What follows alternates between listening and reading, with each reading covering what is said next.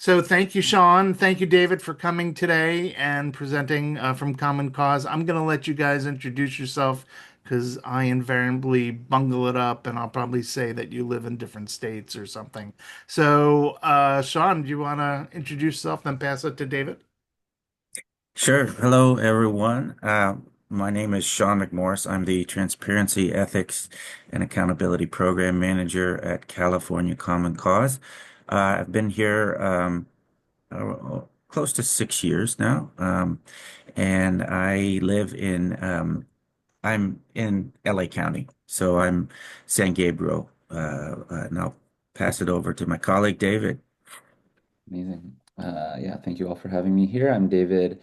I'm the Money and Politics Program Manager with Common Cause, and have been working here just over 2 years. And what that means is basically trying to work. Mostly, it's on public financing programs and different things that we're going to talk about, passing those around the state with the idea that we need to do a lot to curb the influence of big money in politics. And so this is one of the really important tools. Really excited to be talking to you all. And are we sending it around to everybody? I would love to hear who's on the call, if that's okay with you, If David. you guys would like to, sure. Great. Can I pass it to you, Stacy? Hi, uh, I'm joining from Santa Barbara.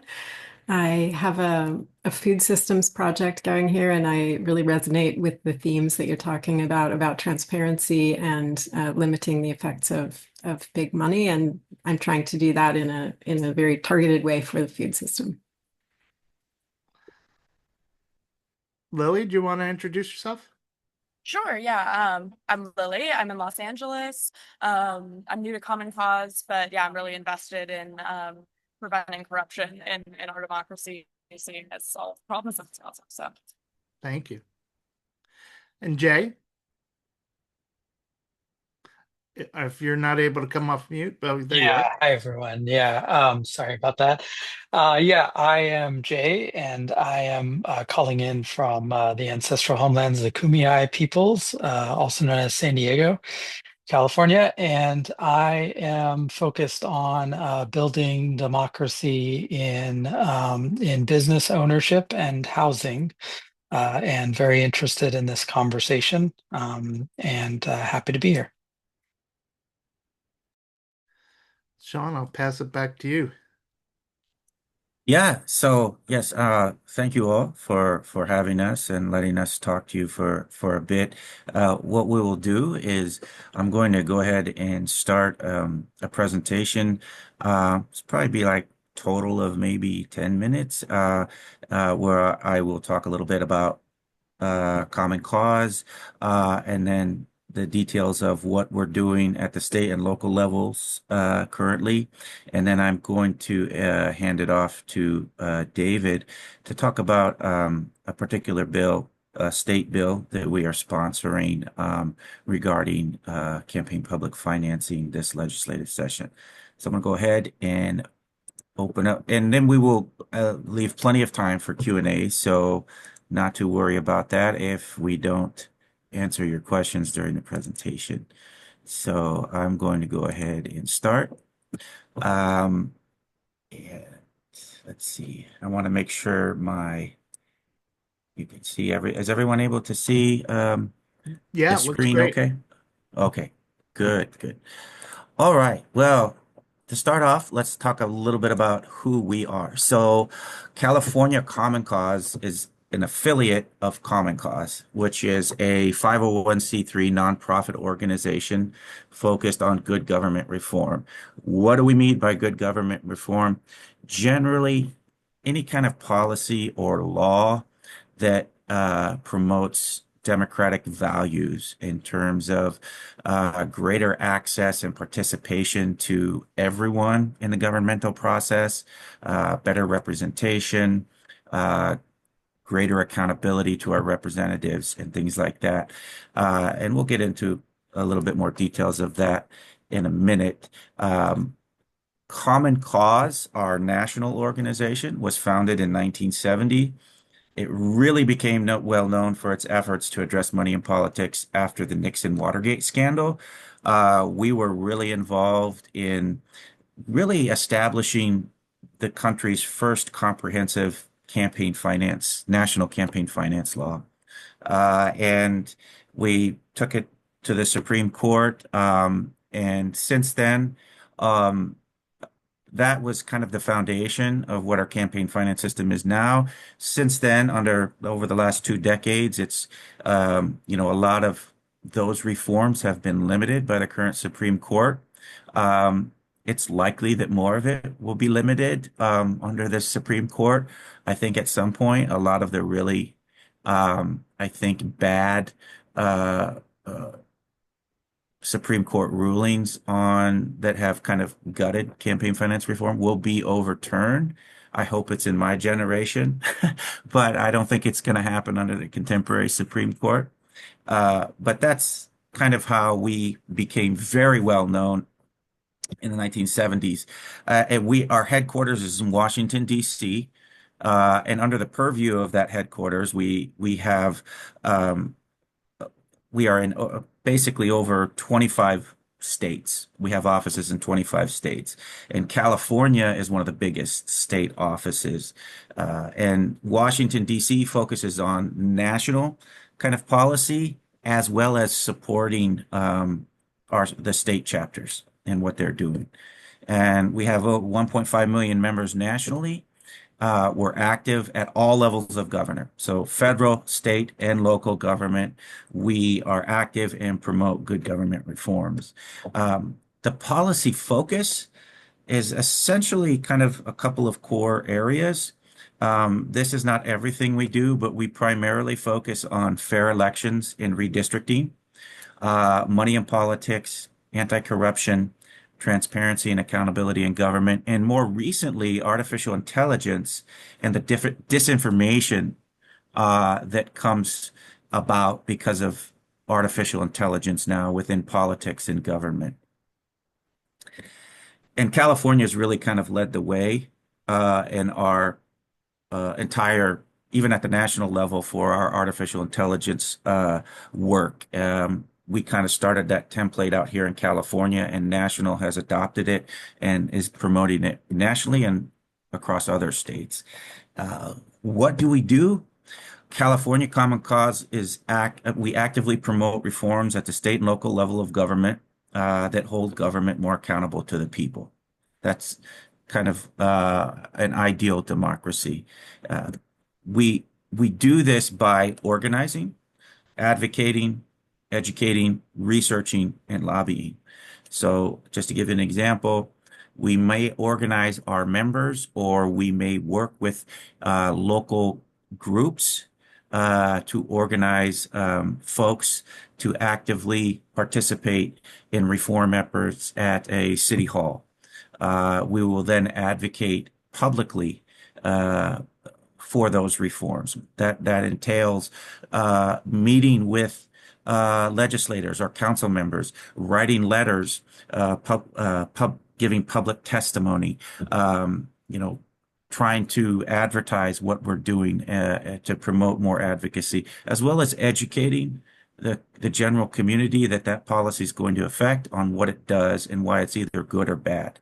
We also do a lot of research. So in order to promote our policy ideas, the first thing legislators do is say, show me proof this exists. And why do you think your legislation will help fix this problem? So we research those things. We also lobby. Lobbying is part of democracy, and we have to advocate at the state and local level for the reforms that we think are most beneficial to the public at large. So this entails crafting legislation, supporting and opposing legislation. We advocate for reforms to actual current laws or current legislation working its way through committees. And we then educate and organize our members and the public on those pieces of legislation.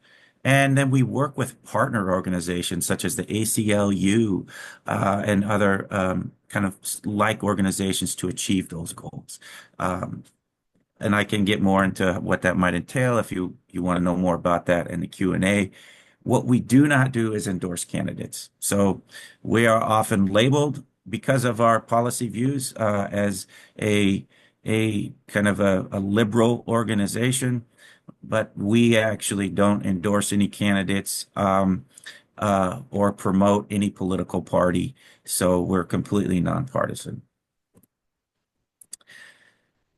I just want to talk briefly about some of our state efforts this year or this legislative session. So every year there's a legislative session where all kinds of bills try to make their way through both houses in the state legislature and then get signed by the governor. And currently we are sponsoring four bills for this legislative session. These are state law. They would affect state law. And when we say we're sponsoring something, that essentially means we came up with the idea, uh, drafted language for a bill, and then we shopped it and promoted it to legislators to have them author it for us, which means they put their name on it and they take it to essentially the state legislature and they say why this bill is good and needs to be passed. And we work with them throughout that whole process. The bill that David's going to talk to you about in just a couple of minutes is one of our primary bills this session, and it's SB42.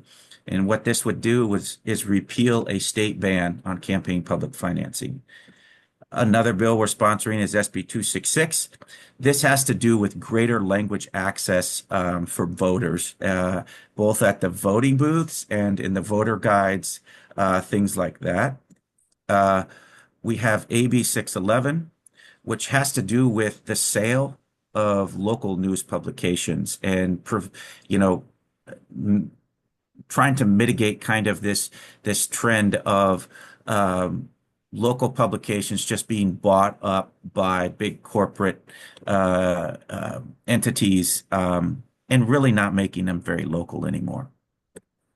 And then we have a primary election reform bill, which would change how some jurisdictions candidates would win in the primary. However, this bill is on pause. It's become a 2-year bill, which means for this legislative session, it's not going to move forward, but it will be brought back up in the next legislative session. So in addition to this, we are monitoring, supporting, and opposing dozens of other state bills.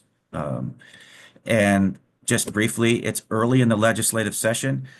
Well, I guess halfway through, but successes so far, we've defeated 2 bad bills. One was AB 351, which would have essentially diminished the effectiveness of one of the state's primary anti kind of corruption laws, and SB 300, would have created a carve out for particular special interests as it pertains to conflict of interest laws.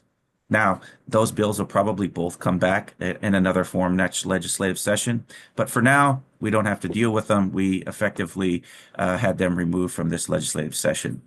And then we have 3 of our proposed bills that are still working their way through the state legislature. And we're about halfway through now. Just to briefly on that process works, we have an assembly, and then we have a state senate.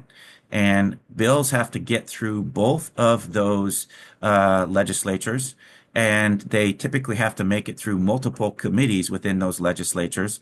And then they go to the governor, and then the governor has to either sign or veto them. So it's basically a 10-month, 11-month process every single year this happens.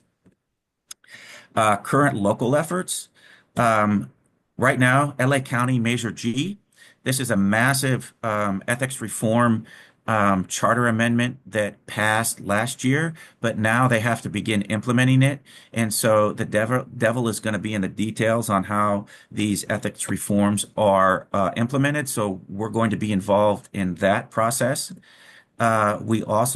David is involved in multiple cities with campaign finance reform efforts in terms of public financing.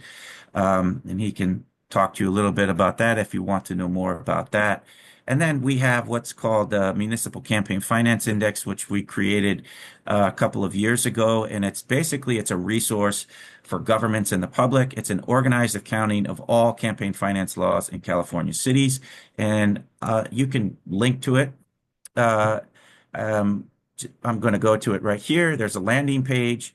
And we have an updated 2024 version. But just to give you an idea, there's a report. But then if you want to actually utilize the index, if you can see, are you able to, let's see if it's opening here, No, not yet. trying to, do you see I just see the the web page spreadsheet? so far.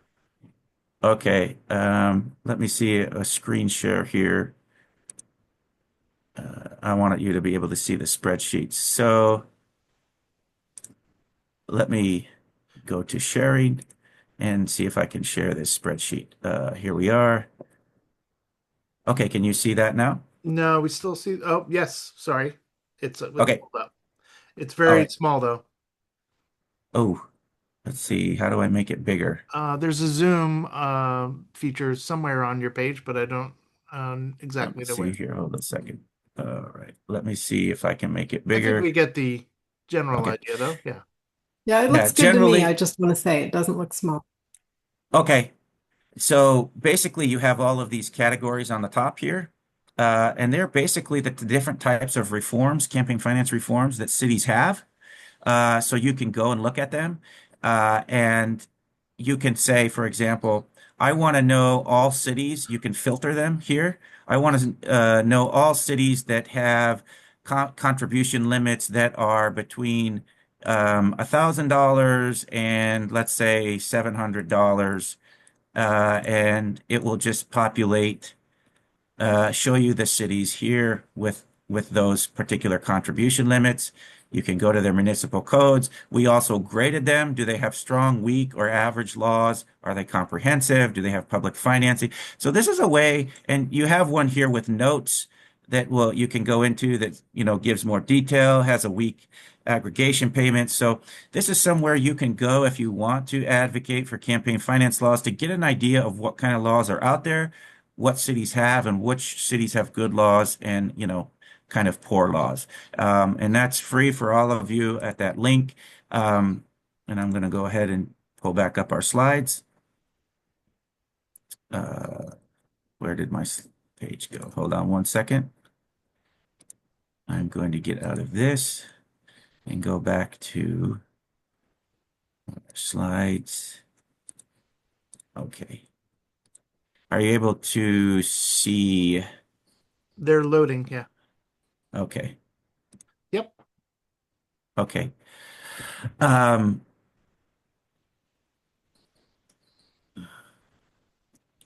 Let's see. Okay. And that's the campaign finance index. And now we have, I'm going to just briefly say, in terms of people who want to be involved in these kind of efforts with us, you can participate in these types of reforms with us. If you like, the first step would be to go to our email, get on our email list, which we constantly update our members on what we're doing state and locally. And you would just go to this link and scroll down to the bottom of that page, scroll down to the bottom of our homepage, and that's where you can put in your information to receive our email updates. And part of that is letting people know like when we have opportunities for them to participate. So you can sign on to our letters to policymakers. Typically, we have organizations sign on, but people can submit their own, or they can sign one of our petitions and put their name on it, which sometimes it's been very effective when we gather thousands of signatures and send them to legislatures and say, look, thousands of members of the public want this bill to pass, and it having your name on there and participating has been very effective. You can also speak up. Um, you can speak up in real time, vocally, when these pieces of legislation, local or state, go up to the legislative bodies, or you can submit letters of support for good policies and opposition for bad policies. We will often provide template letters for people if they want them. And also, you can begin your own good government efforts. So, for example, if in Santa Barbara you are looking to implement a particular, say, for example, you want to have an ethics commission at the city or county level, and you want to organize to do that. Common Cause is a resource that can help you figure out the best way to do that. And I'm going to turn it over to my colleague David now to talk about Senate Bill 42. Amazing. And just want to flag the question in the chat, Sean, about if there's a county spreadsheet that's similar to this one. No, not yet. There may be in the Understood. future. Yeah. Cool. Well, thank you, Sean. I feel like a lot of that stuff is really helpful for the work that I do. And yeah, I'm going to talk a little bit about one of those efforts, which is SB42, which we're calling the California Fair Elections Act. Um, and so, just really quickly, this has to do with public financing. I don't know how much y'all have heard of that term or kind of know about those types of programs, but LA has one. Essentially, public financing is a system that puts government resources, so government money, into local and state and wherever campaigns. And really, what the idea there is that it can help empower communities and a lot of the people who don't necessarily have all of the money in the world, to start competing on the political side with people who do have all the money in the world, right? So like we know right now, that a huge, vast majority of money in political campaigns comes from a very small group of people, and that there's a ton of people who never engage at all, financially in elections. Uh, and that leads to all sorts of things that are really not in the interest of a lot of community members. And so, you know, I think it's no secret that money buys influence in elections in the US, and that influence leads to policy decisions, all sorts of things. And so public financing is really a tool that we can use, particularly in a world in which, you know, post Citizens United, where there can be unlimited money in politics from, you know, corporations and really wealthy individuals. Public financing is a tool that we can use to really start curbing that influence. So that's what we got. That's public financing. What this bill does is it places a ballot measure that would be on the 2026 ballot that would repeal the ban on public financing that we currently have in California. And so it would do that. It also, which basically, if that passed, it would enable localities, counties, so localities being like cities, counties, and the state at large to pass public financing agreements or programs. And there's some other things in the bill as well, including that, for future public financing programs, it would make sure that there's like a pretty stringent process to, who can qualify for public financing. And really, it's people who are, you know, cities have some power over it, but the types of things that we'd be looking for is like that you participate in public debates and that you agree not to take huge donations and things like that. And I see your question, Stacy, and I think I'm going to get to it, in 1 second. I will say really quickly that the current status, of SB42 is that it recently passed through the Senate Elections Committee, and it's now in the Senate Appropriations Committee, which is kind of a black box. So we're really hoping that in tomorrow's deliberations that it gets through. Then it would go to a Senate floor vote, and then if it passes there, it would go over to the Assembly, which is really where we're seeing the biggest obstacles to this bill. We go to the next slide, Sean, and I think I should answer your questions, Stacy and Lily. Um, okay, I don't have it at the top here, so I will say that first. Basically, in the late 80s, there was a different ballot measure that was pretty deceiving in a lot of ways. It had a lot of different things that kind of sounded good, to voters. It was actually in the same year that there was there was a ballot measure that Common Cause actually sponsored that would have established, a statewide public financing, program in the state. Uh, Both of them passed, but the one repealing or say a limit or like banning public financing, passed with a higher margin.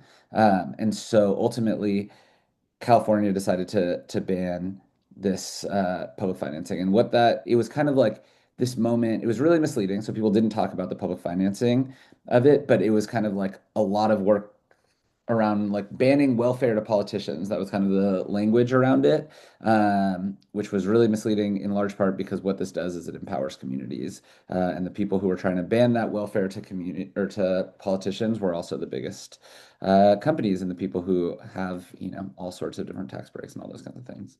Um, And really briefly, why this is so needed, it's because we have a really broken campaign finance system in California and in the country at large. And there's so much money going into elections. And it's like, so much money now, and that money is just skyrocketing, which has, it's corrupted the system. Just in the last 5 years, over $600 million has gone into California elections, which is through the roof. In the Bay Area where I am, there's like tech money and real estate developers who have just started flooding elections even more so than they were before. And in a lot of ways, those things don't seem like they're slowing down at all. And so we really need to change the way that these systems work. Um, Love these stats. Over 80% of California voters believe that big money campaign contributors have too much influence. Um, and yeah, there are currently 5 different cities in the state that do have public financing programs. And the reason that they can do it, even though there's a statewide ban, is that charter cities are able to do it. So there are certain cities in California that have charters, and those are charter cities. And then there's common law cities. So it's all common law cities, public financing is banned. Counties, public financing is banned, and then the state at large, public financing is banned. And so that's what this repeal would do. It would be enabling public financing for all those other places. Um, and something I will say, it's, Jay is in San Diego. We have a campaign. Sean was talking about how we're doing some different local efforts. We have a campaign to try and pass a public financing program that's, hit some obstacles, but we're still trying to make it happen in San Diego. Um, and there are advocates, and there's people like in our coalition who also have um, work in National City, which is literally the border, or it's like the next city over, for those who don't know. And I did not know San Diego geography before, but in National City, even though it's the same coalition working in both places, often with this very similar community, they cannot do a public financing program in National City, and they can do it in San Diego. And so what we're trying to do is open it up so that any community anywhere, if they want public financing, they can do it. And so SB42 would put on a ballot measure that basically enables that. Can we go to the next one? Uh, yeah, so if you are on board with this, it feels like really obvious to us because people love public financing that they should be allowed to do it in their hometown if they want to. So if you want to do it, you can endorse. I think that, do you have that? Or yeah, at some point will you put that link? Yeah, cool. This is just a Google form that you can fill out either for yourself or for your organization. Um, yeah, there's different things. It asks you if you have any relationships with electeds. It asks you if you'd be down to come up to Sacramento. It would be amazing if California for All was done. Maybe you already endorsed. I think you already probably did, David, right? Yes. Okay, so California for All, already an endorser, but you guys can also fill it out for yourselves if you want to. Um, Next thing you can do is you can definitely call your state legislatures. Yeah. Are you down to put the link in the chat, Sean? That would be We'll make great. sure we get it in there. Yeah. Perfect. Yeah, and I can send it after. Um, you can call your state legislators. Also, like there are different cities and different other legislative bodies that have endorsed this or have kind of called for support for it. And so you're welcome to tell your city council people that you want this and that your city should do it or anywhere. Um, and then I was just on a meeting with David about this. So he already knows. I think you all are in LA, so I think it's probably unlikely. But if anybody's in Sacramento this coming Tuesday, we have a lobby day. And then if you endorse or like sign up on that Google form, we will be letting you know about future events. So like I said, I think we feel pretty good about it getting through the Senate, but we're going to do a much bigger advocacy effort when it gets to the Assembly, which hopefully will be just in a couple weeks from now. Awesome. Or that's when it moves over. And then I think we'll have efforts in the next few months. Well, thank you both. Very clear presentation, lots of good information. I know I've got questions, Yes. but I want to open it up to everyone else first. So, since we're a small group today, you can just visually raise your hand or visually start speaking. And so, anyone have a question, or shall I go first while you're gathering your thoughts? Jay. Yeah, great. Yeah, thank you so much. Yeah, really appreciate the work that you do there, Common Cause. I'm curious, like what does the rollout of advocacy look like in communities? And are you yeah, wonder if I don't know how to ask this, but I'm curious if you're taking the opportunity also for like some political education for people to really understand not just why this bill is good, but also like what's the difference between like good public finance and like okay public finance programs. Yeah, I think I'm curious what you're getting at with that second question, but for the first one, all of the different work that we do in local communities is driven by community partners that are local to those places. And so they're kind of the ones who lead the work and were the ones who were initially interested. And some of them kind of have electoral efforts also. And so they got into it because they were like, wow, communities are really being underrepresented. And therefore, like, we need to do this. But we basically support them in that. And so it looks different in different communities how that is, but we have these community coalitions that have these different groups.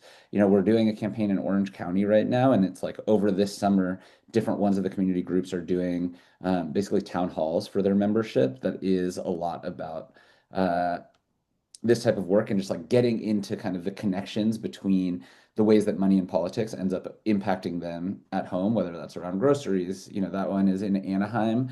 And so there's a lot of Disney corruption in Anaheim because it's based there. And so just like trying to think about like how does that corruption and like these giveaways that have happened to Disney end up actually impacting people in the communities. And so different things like that we're definitely doing. And it looks different in different communities, kind of like what's going on there, but a lot of that is driven by the coalition members who are more rooted in those different places. Um, there's definitely political education that happens in those different coalitions, and there's political education kind of like with the members of those different groups that happens, and obviously it's different based off of the different organizations. I think we feel really strongly that democracy dollars, which is this version of public financing where basically people um, get free vouchers that they can then give to local campaigns. We feel like that's a really great model. We've also seen huge success with matching funds programs, and that's what exists in LA, where you can like small dollar contributions are matched at 3 to 1, 6 to 1 levels. LA now has a 6 to 1 level, and so we really like both of those ones. I think there's other public financing programs that we don't necessarily think are as strong or as much about community empowerment. They kind of allow more people to run for office, but it doesn't necessarily bring more people into engagement in elections. And so that's our take on it. Curious what you have, Jay, or like what you're thinking with that Yeah, no, question. exactly. I mean that's the kind of stuff that I think is important because yeah, I feel like sometimes the advocacy just sort of gets reduced to, support this bill because these are the reasons why this bill is, like a good thing for you versus actually having people learn and think about some of these other nuances around like, well, what kind of public financing of campaigns do we want in our community and how can that actually benefit us and how can we make it yeah improve everyday people's participation and the political system making decisions. And so yeah, so I think that's exactly it. But I think your answer makes sense to me that you definitely like lean on the local groups that know their area to kind of deliver that. And yeah, I'll be interested to see kind of like yeah, I'm curious about like who's leading that in San Diego and what that effort looks like just personally in my in my area. Yeah. And in terms of SB42, just quickly, it's a two-part process, which kind of getting at what part of what you're thinking about, Jay, which is uh, how does the community get to decide what they want to implement? Well, they're going to get to decide. So SB42, what that does, currently only charter cities can implement their own campaign finance, public financing. SB42, basically what the first part is what we're trying to do is get something on the ballot because we want to amend the state's constitution or charter. And to do that, it has to go to the voters. And to do that, the easiest way is to get permission from the legislature as opposed to going out and collecting hundreds of thousands of signatures to put something on the ballot. And so what will happen here as SB42 is passed at the legislature and the governor signs it, it will then become a ballot measure that everyone gets to vote on. And that's where the real education campaign to the public begins. And so we and our coalition partners would have to begin engaging in that type of education work to the voters and explaining. But the bottom line is, if the voters do then pass this repeal of the ban, basically what it then would simply, it's not enforcing campaign public financing or any kind of campaign public financing on any jurisdiction. It's simply allowing them, if they want to and their communities want to implement the type of campaign finance they would like to do. Thank you, Sean. You just answered my question. Um, I have a question. Why stringent requirements? I'm not saying it's a bad thing. I'm just trying to understand why that's included in the language. Yeah, I mean, I think it's mostly because we want these programs to kind of be viable. And, there are obstacles to, it's like we have to be able to afford these programs, and that's something that um, matters. So we want candidates who are getting to benefit from these programs and get money to be real candidates and people who are actually like taking real efforts. So that's one side, is that we want them to be real candidates. And then the other side is that we want this money to like come with candidates actually being community oriented, right? Or like having some level of kind of Mm, engagement with the community. So it's like certain programs have that you have to participate in a certain number of public debates or things like that. That it's kind of like mm, we want people who are actually being in front of community to be getting these benefits from the community. Um, and, I think no surprise, but there's a lot of people who are able to run for office by just hiding and using a lot of money to like send out a ton of mail and have a bunch of advertisements. yeah, You don't actually see them at all. And we're trying to change the way that system works and have it awesome. be that, yeah, the real grassroots candidates. Yeah. And I'll just add to that. So when you see the stringent requirement, I don't think it applies to the type of public financing you can implement, but what it does ensure is that whatever type you decide on is going to have a minimum set of pro-democracy requirements that so it's not just free money. Like, Joe Blow can't just say, I'm going to run as a candidate and get this public money and really not do anything. You have to raise a certain amount, typically a certain amount of money on your own, but to qualify for these programs to prove that you're a viable fundraiser and candidate. And then you have to agree not to do certain things like spend your own money to a certain amount or go over certain thresholds. So it's all about kind of leveling the playing field in that regard in terms of requirements. And this is kind of based on what we've learned over the years on what effective and good campaign finance programs have. And so the minimum of these requirements, that's kind of what that requires in terms of stringent requirements. Thank you. Appreciate it. Lily or Stacy, do either of you have a question you want to ask, or it's okay if you don't. That's totally good. Always have a question. You can count on me. Thank you. I appreciate it.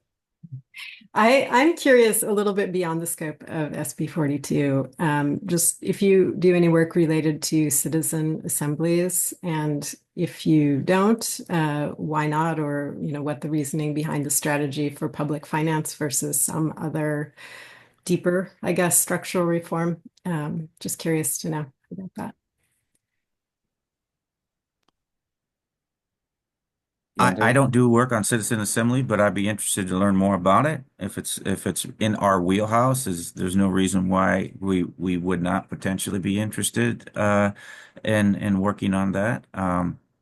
So if you could explain it just a little bit, and I can let you know if it's something that is in our kind of area of expertise or not. Well, I'm not an expert on that by any means. It's just an idea that I've been exposed to recently. Yeah. But it's about kind of a lottery system for citizens to participate in these assemblies that lead to, they're a part of the decision-making process. And those can happen at any level of government. But uh, it requires a different kind of accountability. It takes some of the power from that one elected official in terms of making a decision one way or another. You know, it takes more for them to go against the will of the citizen assembly than if a citizen assembly doesn't exist. So it's a way of reducing the power in those positions so that the incentive to buy political figures is lower because their power is kind of reduced and more is in the hand of the citizens. And I can always connect you with some groups that are working on that. In fact, Public Democracy LA is holding a joint event with Braver Angels in Culver City in 2 weeks for a mock civic assembly. Yeah, there's plenty of people in California working on things like that. Um, Yeah, that's interesting. Thanks for bringing that up. I mean, we're always interested in, these kind of pro-democracy reforms, even if they're not on our radar. If there's something that we think is beneficial in general to representation in the public, it's something we'll look into and potentially participate in. And we may not take the lead on it, but we can provide our expertise and our voice, to advocate in certain ways for it. So I'd be interested to learn more about that. I'm also curious. I'm noticing this is a very locally focused um, process that we've been talking about so far with SB42 as opposed to statewide elections. And I'm wondering, does this at all affect statewide elections? Is there some other SB 170,000 that you're thinking, contemplating that would focus on public financing for statewide elections? Or is there a different solution that's needed for statewide stuff? Yeah, I mean, I will clarify. It ends the ban on statewide as well. So Okay. currently it's banned on statewide. That would also been and end that ban. There are some hopes that we could pass a statewide effort, and there's some different things around that. And we do have kind of like a 5-year plan around that. Yeah. And candidly, I will say that we feel like this repeal of the ban is a much, whoa, Stacy, balloons Yeah. for statewide. Um, That the was repeal cool. of the ban feels a lot easier for legislators to get behind at the state level, because and talking about local communities is something that is like a lot easier for them to kind of like swallow that pill. And then, um, I think we are hoping that this one is a relatively easy pass through, and then we can pass it at the ballot, and then which will not be that easy. I think that'll be a challenge also. But then if we can get through all of that, then I think we turn our sights to really having Awesome. more. Yeah, Yeah. that's important too. Yeah. Anyone else have another? Or I got a whole bunch loaded up and ready to go if no one else has one. So Um, on SB42, when would be the time to be trying to like call in or start an email campaign or something of that sort? Yeah. I mean, there's a big vote tomorrow, which is the Appropriations Committee, which is kind of this like super secret one. After that, if it gets through, then um, the Senate floor vote was some point before I think June 6th is the deadline. So my guess is probably like the first week of June will be. And so, calling your senators then would be great. I think I have said this now a couple of times. We are anticipating that the assembly is a much bigger lift. And so at that point, we're going to be having a lot more asks for people to do different things, signing onto letters, making calls to their legislators, and doing another lobby day. And I think staying informed on when you can do that and how to do that, the best way would be to sign up to both Common Causes email list by scrolling down to the bottom of our webpage, but also the California Clean Money Campaign, getting on their email list. And they are very, very good about sending out petitions and letting people know when to submit your letters, when to call in and voice your opinions before key deadlines. Thanks. Good question, Lily. Jay, did you have one too? Oh yeah, I was just wondering. Yeah, I have like another more general question, but I guess like more on the topic of these campaigns. I'm wondering if you're noticing like a particular readiness right now, or like in your assessment of pushing this now. I don't know. I mean, it seems like it would be a good time to do it now, but I'm just curious if any of that has come into play, or if this is just something that you've been pushing for years and it's like seems like you're getting some traction with the legislator. Yeah, I think it's kind of a blend of those two. It passed through both the Assembly and the Senate a few years ago, and it didn't need a ballot measure, and it was like signed into law, but then it was overturned by the courts saying that we needed to like the repeal of the ban was passed through the legislature, but then the court said that we had to go to the ballot because the voters had voted this in, and so the voters have to vote it out. And so that was, do you know when that was? I think it was 2016 or something like that, or 2018. So in some ways it's been in the works, but also, we have polling that says that this is popular. I think that in these last few years, it's become extra clear just how flooded our campaigns are with money, and so that it does feel kind of like a prescient moment as well. But yeah, I think that it's like people have been trying to do this for a really long time, and this does feel like a really good opportunity for us to do it. And yeah, I mean, something I will say is that like there are big fears that, if something like this tries to happen and it doesn't work, that it kind of sets back the movement for like, 4, 6 years. And so there's been a lot of kind of like thoughtfulness and, a lot of work, pre-work to be like, can we actually pass it right now? And the idea is yes, and the polling says yes, and the general sentiments feel like yes. So that's why we decided to do it. Mm. It's amazing that it's been such a long and hard road, and amazing that you guys are sticking with it and keep pushing it through, and you and Trent Lang and the other people who are working on it. It's great work. So Yeah, it's exciting. It's exciting to hear. And yeah, definitely looking forward to getting engaged. Exciting. well, I'm curious. We've got about 8 to 10 minutes left.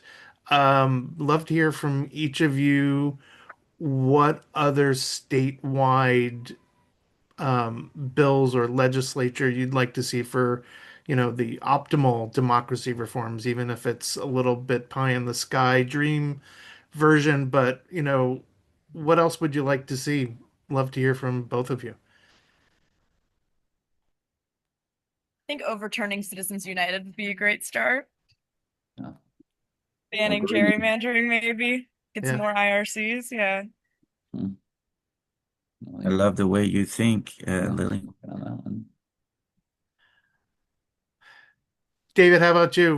What's some of your dream uh democracy reforms that It's you'd like funny. to see? I'm in New York because we just had this convening of people working on money and politics from around the country. And a lot of I think this moment we're like, oh God, things are scary right now. And obviously people with a lot of money have a lot of power. And so like what do I want? I want kind of the end of billionaires. Like I think that they have too much money and probably them having less money would be good. I wouldn't say that publicly as like, or I wouldn't be like I think you saying that just did, publicly. unfortunately. So But I think it is recorded. Okay, that's fine. But yeah, I mean, I think that definitely feels like one. But I think that there's, language access feels like a really important one to Common Cause, and definitely something that I see as really important, making sure that people can actually understand what they're working on and or what they're, voting on and what they're engaging with. That feels huge. I think that yeah, I'm like, how much are we going? that's okay. Cause versus me. I think that there's like definitely um, a lot of stuff about just kind of like co-governance that feels really necessary. And so trying to like have more instituted things. Stacey, I think that the like citizen commissions or I forget what how you called it, but I think that those are really interesting. But I think that in general, there's just like a lot of different things that have been institutionalized in other countries or sometimes in other states that just like force engagement with local communities that I think that is really, really important. And I feel like, a lot of these public financing programs start to do that because it forces candidates to get out there during the elections. But, lobbying reforms, different things like that, that can start getting people to really be in communities when they're already elected officials. I think all of those things would be really good. And one thing that I think I'm curious about that I don't feel sure about is I'm kind of like, we have way too few representatives in general. I don't think this is a common cause position necessarily, but I think that like it is really hard to represent the number of people that we have Mm, to at the yeah. congressional level, at the state Senate level, especially at the US Senate level. If we ban the Senate, that would be also a great thing. But I think that it's all of those ones. Uh, Maybe we should really think about like expanding the number of people who are Yeah. elected and decreasing the number of people that they all have to represent. And if it wasn't obvious, you've got a lot of support on the things you said from our group in the chat. And in general, I think there's a lot of people in our group. How about you, Sean? What are you looking forward to once SB42 passes and the ballot measure passes? Well, I'm looking forward to it passing, and then I'm looking forward to cities starting to engage in this process of uh, what kind of public financing do we want, and why would it be good for our city? And in general, we have currently we have to work. Now, I totally agree. I'd like to see, I think, and probably 99% of the people in the U.S. would like to see Citizens United overturned and some of these other Supreme Court rulings that have really gutted our campaign finance laws, which have created, let's be honest, political inequality. And so uh, you that's not good in a democracy. But working within those parameters, I think is what I'm kind of focused on. So, for example, we can't prevent independent expenditures, but how can we make them more transparent? And how can we make that transparency more accessible to the public to look at and say, this is who funded this independent expenditure without having to go through all kinds of red tape and different websites and things like that. Make it clearer, make it